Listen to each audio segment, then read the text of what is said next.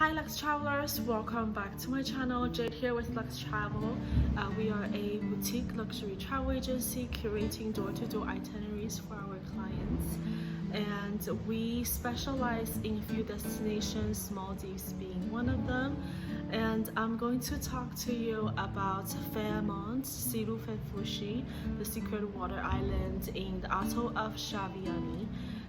It is a hotel in a northern atoll. Seaplane is about 1 hour 15 minutes or so, a little more and less depending on the number of stops before it gets to Fairmont. One thing to point out is that there are I guess certain expectations of the brand Fairmont, and that's different than my experience with this Fairmont. I am always under the impression, and based on personal experience, when you have a brand in Maldives with the location,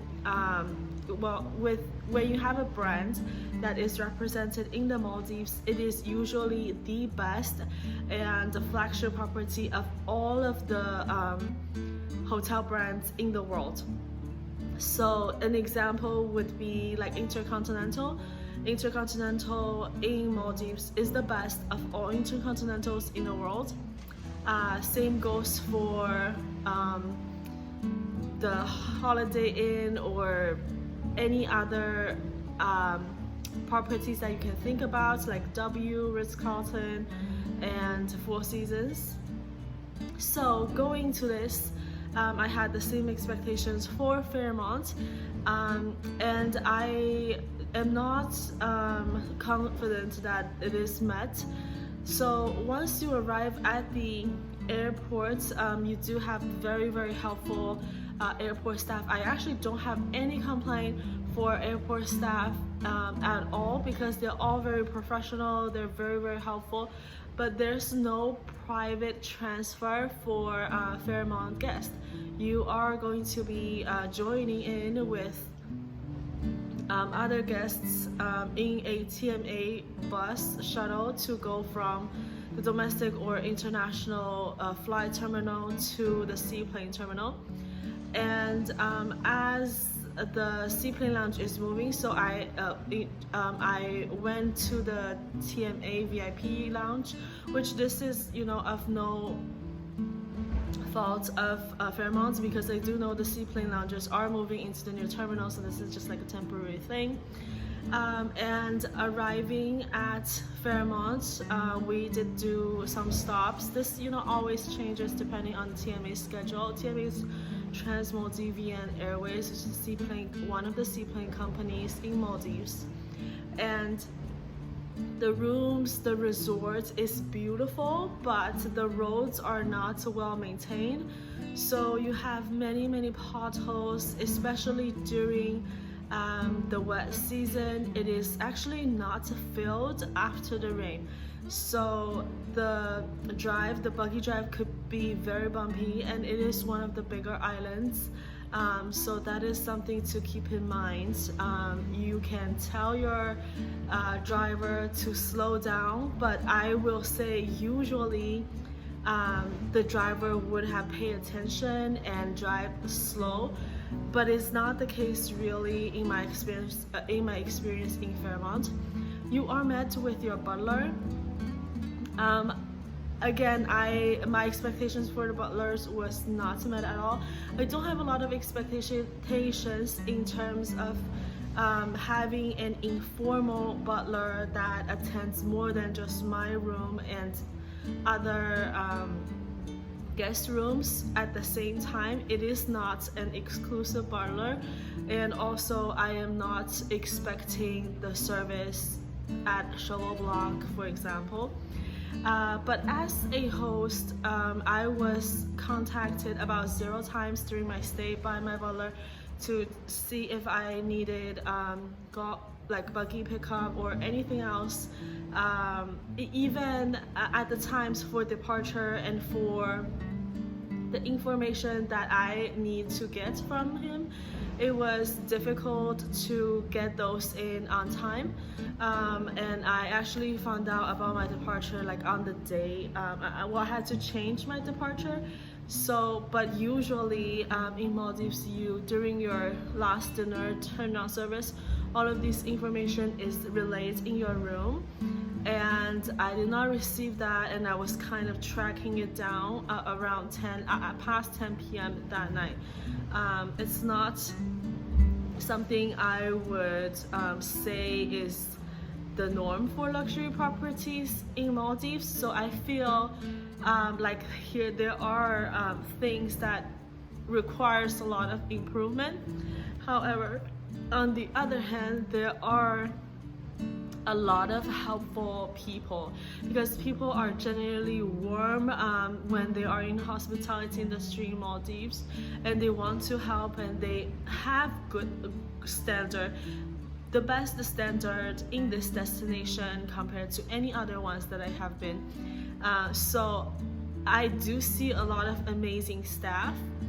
I just do feel like the inconsistency is there for the guests to notice, for myself to notice at least. And in terms of dining, I'm not crazy about the food. I dined at the signature Azul restaurant, that's Italian, and I dined at the main restaurant, Raha, that's open for 3 meals a day, but buffet style. Doesn't have, that many selections. Actually, many times of what I wanted is not there in a buffet, and usually I don't ever run into these issues because Maldivian breakfast or dinner, like the choice is just countless. And yeah, we don't want to waste food, but there's always the option for a la carte and semi-buffet and semi-a la carte combination. But this is not the case at Raha restaurant. But I do really like the Onu Onu bar. I had some non-alcoholic drinks, and bartenders were very helpful in providing a great service, bring the drinks to wherever I chose to sit, and things like that. So really, it's not just overall like the service isn't as what I expected, but it's just the inconsistency. Another kind of example that is really not expected by me would be like I actually like walking, although it's a big island, but I really enjoy walking from point A to point B when it's not raining. So I actually did not know what is the direction, but I thought I would go there and see how do I get to my dinner restaurant. And by the way, in terms of dinner, I had a great experience at the Japanese over water restaurant. That is the best restaurant in my opinion on this island, Sirru and Fushi. Definitely go to the Japanese restaurant, and that is my recommendation for your time dining there. So back to that, I was making my way to dinner, and then I actually got lost because the signs were not so clear to me, and there was like a fork of 3 different roads. I went down on one end, and it was getting a little confusing because I was passing by different beach villas, and I wasn't sure if I was getting closer to where I was trying to go. So I kind of walked back to where there's a building for like a recycling building that they do green projects. So over there I called my butler and asked him if he could come and pick me up. He said he's busy with other guests and asked me to wait 2 to 3 minutes, but he suggested that I just walk there. I said I don't know where to go, so if you could come pick me up, that would be great.